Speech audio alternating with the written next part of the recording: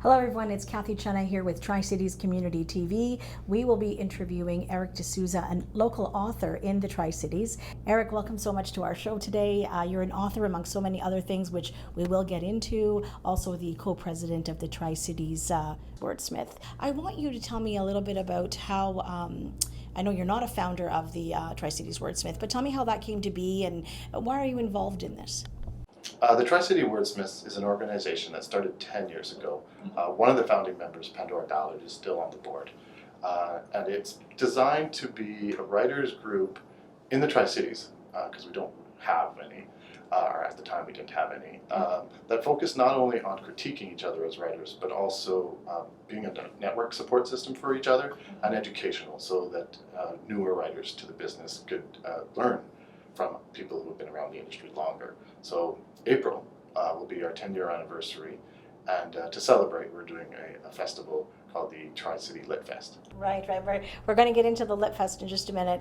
So in the beginning, was it just through word of mouth, or you found a need in the community that people wanted to be together that were writers or thought that they would be writers, and maybe they wanted to share stories with other people and get feedback and, like you said, educational purposes. So how does a person join your group or even find out about who you are? I wouldn't think to even know that. So tell us a bit about that.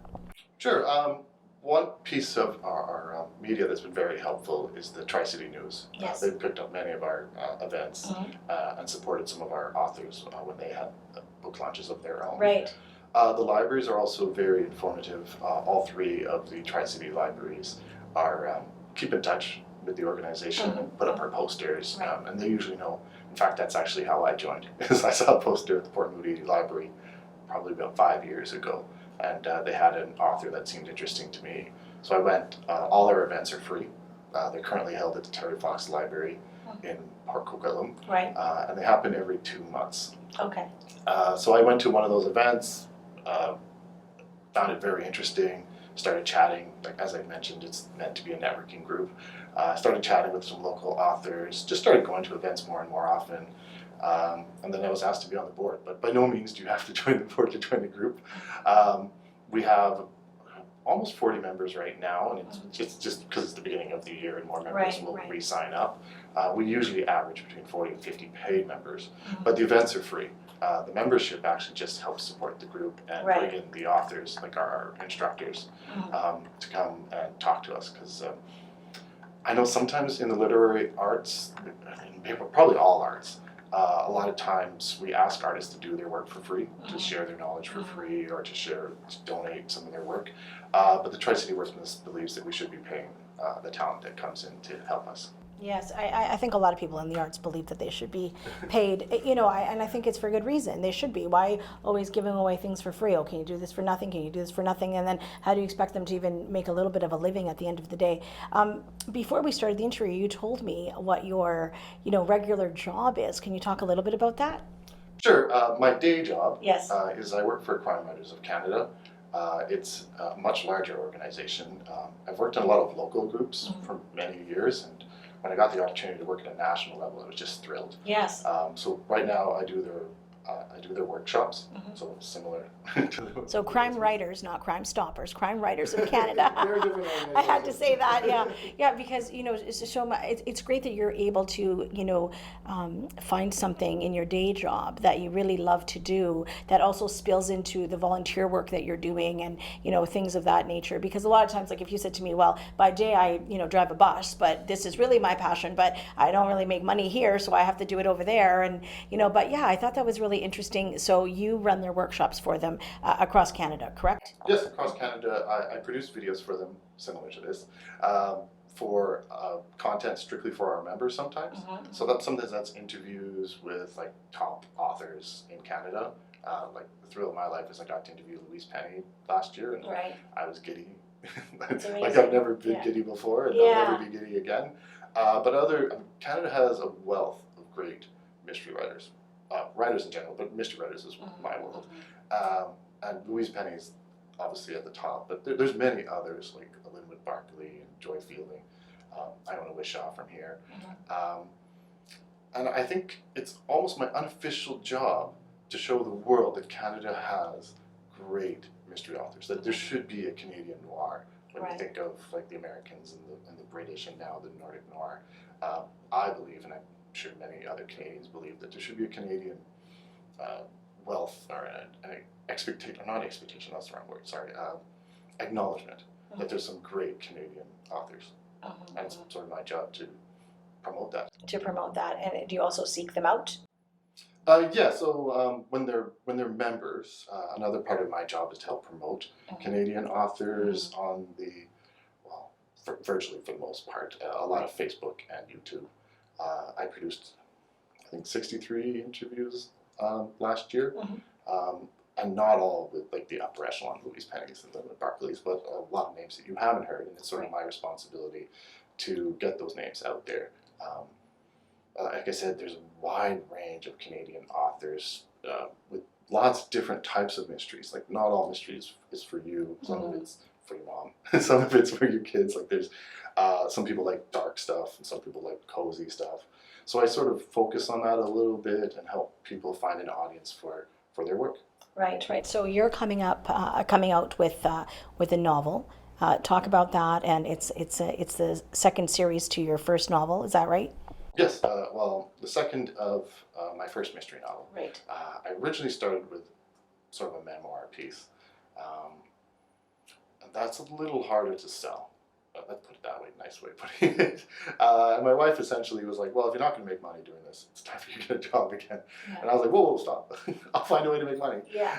So I started doing genre fiction, mystery writing is the second biggest literary genre in the world, romance by far is ahead of us. Right. But still, it sells well. I did something maybe a little not advisable in that I had a female senior detective. She's actually based on my mom. It started with a real life story of my mom who lives in Seychelles, and had this like massive, let's say, disagreement with her strata president. And while I was sort of like kind of coming up with ideas of like, how would you write a good mystery? I was like, ooh, strata politics, that's a hotbed of potential, and add a murder to it, and you've got yourself a great cozy mystery. I like to call them puzzle solvers. So the reader is, designed to solve the problems, and at the end, hopefully, the reader comes out with the attitude of like, oh, I could have got it. All the clues were there. Yes. Scratching their head, but it's like, aha, it's all there, and it was so fun to read. And that's really what I'm aiming for, is a fun read. I know some mysteries prefer sort of a darker, ruleless plot twist and police procedurals, whereas mine, even though there is death, it's inherent in a mystery, the fun, the goal of it is try to solve it. Okay, good. And when do you plan on launching this? Well, I'm self-published, and sort of a perk and a con. Well, let's start with the perks. One perk is I don't really have to put a solid timeline on it. A con is it's my responsibility to put out a proper product, and I can't do that alone. So I'm at the editing process right now, getting some very talented editors to correct and improve my story. Right. If you were traditionally published, your publishing house would do that for you. Yes. But as self-published, it's my responsibility to seek out an editor that's a good fit for me, that'll polish my work to the best of its potential. I also have to hire like graphic designers to help me with my cover, and and beta readers, and so there's still several steps to go before it does come out. What is the are you able to share the title of the book? Titles can change, but right now it's called Death Takes a Bow. Okay. It's the second in this cozy mystery. It focuses a little bit less on my title character, Suzanne Rickson, and on her husband. A lot of people after reading the book said, well, I really like Charles. Could you write more about Charles, who's based on my father, who's more of an outgoing character who goofs around and has fun. And they were like, could you do more Charles? And I was like, okay, well, in real life, my dad is part of a seniors theater troupe. I was like, well, could I come up with a plot around that? And that's exactly what I did. Now, your parents don't mind that they're part of this book, do they? I hope not. Well, they chose the names.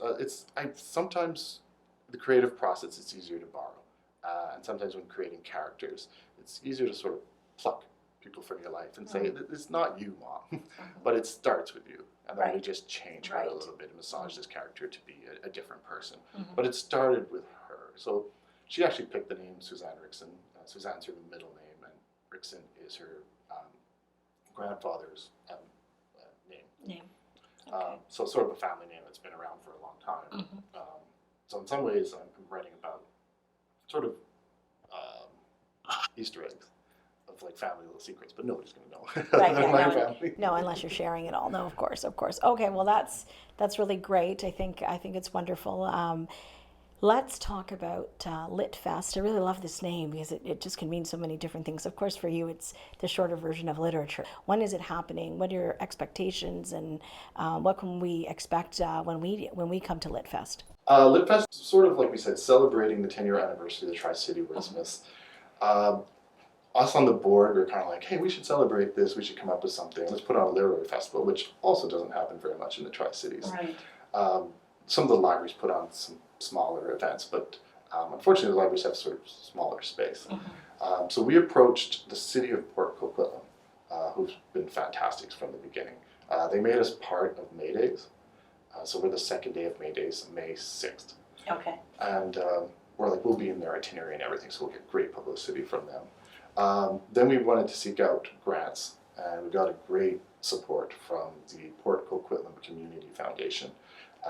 And once we had their help, it was like, okay, we can do it now. Right. And then we also approached Poco Arts, who's been very valuable, helping us getting off the ground. We've been meeting with so many of the staff from all those organizations, who've been giving us advice and like support that they can. And so it's May 6th. It's in the Port Coquitlam Community Center, the new one. I'd say it's almost completely free. We have a blue pencil event. A blue pencil is essentially, if you're an author and you want to sort of get some feedback from a professional editor, you'll have to pay for this service, but it's, I think, $25 for 25 minutes. And a professional editor will look over your work and give you critique on it and to help you improve your work. That's incredibly cheap, actually, to get an editor for that price, that amount of feedback for that price. So that comes with a charge, but that's just going to the editor. We're not pocketing that. Other than that, all the, like there's a workshop, there'll be panel readings, there'll be readings, there'll be interactive displays and stuff like that, and all of that's going to be free. And then there will be some authors selling books, and hopefully we could sell some people's books too. That's great. Anything else that we should know, and where can people sort of get a hold of the Tri-Cities Wordsmith? Do you guys have, I know you have a presence on social media. Should they just look you up through Facebook, or where should they go? Tri-Cities Wordsmiths you could easily find with a Google search. At the same time, yes, there's also Facebook, so you can look on Facebook and find that. Other than that, even like there's other organizations that I happen to run. So like there's Writers in Our Midst, which we just had our 23rd reading at the Port Moody Library. Yes.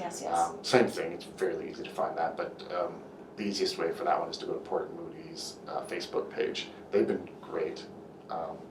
If you don't mind, I'll tell you a quick story about that one. Go ahead. The Writers in Our Midst isn't my creation, but it's a reading of local authors, usually in a smaller venue, or it used to be in a smaller venue, but it was very successful for the Gallery Bistro. And I knew the owner, and I had already was doing a few smaller readings at the Gallery Bistro. I was doing another book launch for an anthology of local authors, and I knew it was going to be a big book launch, so I approached Helen and said, do you mind, like, could I have your venue for a few days and just let the authors read, but in a much smaller, less intimidating venue? Yeah, more intimate. And she was like, yeah, that sounds great. And it was really, really fun, and Helen and I were hitting it off, and she was like, you know, I do this Writers in Our Midst. It's a lot of work, but you seem to be very in tune with a lot of the local authors. Do you mind taking it on? And I was, well, my wife says I have a problem saying no, so I said yes. And unfortunately, that was a few months away from the fire that they had. Yeah. But shortly after the fire, Helen and I spoke, and she was like, well, I'd love to see some of my projects continue. She had one thing called Creative People Talking with Rose. Yeah, with Rose. And that's moved over to the Port Moody Art Center. So some of her projects, her pet projects, stayed alive, which was fantastic. Yes. And she said, if you can find a good home for writers in our midst, please do. So I spoke to the Port Moody Library, and they were like, hey, that sounds like a great idea. You guys can find a home here. And we started that, had about 2, and then COVID hit. and then unfortunately that had to shut down. But much like the Tri-Cities Wordsmiths, I'm pretty handy with Zoom, and I was able to keep these events going on virtually. So for a while, Writers in Our Midst was a virtual event. But with the platform of the Port Moody Library, their Facebook page reaches a lot of people. Yes. So actually, in a lot of ways, it was a success because what once was 20 people listening to 6 authors, they often reach 600 people who watch it online. And I think as a society, we've all sort of transitioned to enjoying content at home. Now that COVID is somewhat over, let's say, and we're allowed to have live events and talk to each other like this, our events have gone hybrid. So we still had readings. We had one last week. Right. It was great. There was, again, about 20 people, and it's fun. It's good to network and talk to fellow authors in person. But then live streaming the event got us another, at this point, 200 views. It's great because that's the name of the game, is to... Yeah, you're reaching to people that aren't coming in, and plus the library doesn't have space for 200-300 people anyways. Yeah. So you're satisfying the people that want to do the in-person networking, as well as people that can't make it, and maybe they don't even live here, that they can basically, come and watch and listen and understand and be educated and everything else. So that's really wonderful. I can tell you're very passionate about writing and books, and we have 600 books in our home, just FYI. I don't know how many crime mysteries or anything like that, but my husband is a big reader, so I often call him a wordsmith myself, because when I'm stuck on a word, I have him help me with it. So it's Cathy Cena here with Tri-Cities Magazine, and you were listening to and watching Erik D'Souza, the co-president of Tri-Cities Wordsmith. If you want more information, check them out, Google them, and check out their platforms on Facebook as well. Thanks so much.